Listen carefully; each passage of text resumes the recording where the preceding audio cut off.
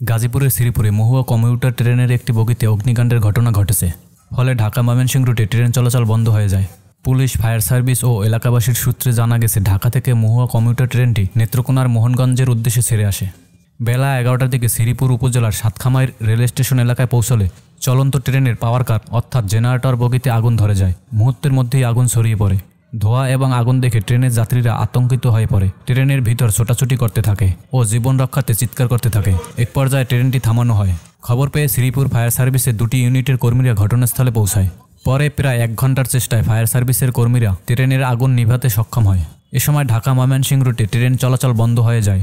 পরে ট্রেনটি সরিয়ে নেওয়া হলে দুপুর 1:30টার দিকে ওই রুটে ট্রেন চলাচল স্বাভাবিক হয়। প্রাথমিকভাবে ধারণা করা হচ্ছে, ট্রেনের জেনারেটর অতিরিক্ত হিট হওয়ার কারণে এই অগ্নিকাণ্ডের সূত্রপাত হয়েছে। তবে ক্ষয়ক্ষতির পরিমাণ তদন্তের পরে বলা যাবে। এতে হতাহতের কোনো ঘটনা ঘটেনি।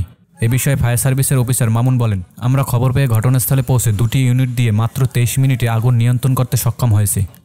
তো আমরা চেষ্টা করেছি যেন যেমনিই হোক এই জেনারেটর রুম থেকে অন্য বগিতে আগুন না ছড়ায়। তো আলহামদুলিল্লাহ সাকসেসফুলি আমরা এটা করতে পেরেছি।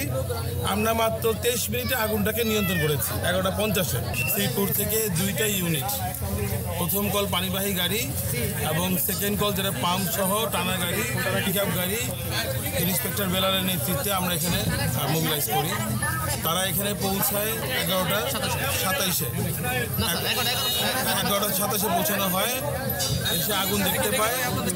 আমরা তাৎক্ষণিক দ্রুত ব্যবস্থা নিয়ে 11:50-এর মধ্যে আগুনটাকে নিয়ন্ত্রণ করতে সক্ষম হই।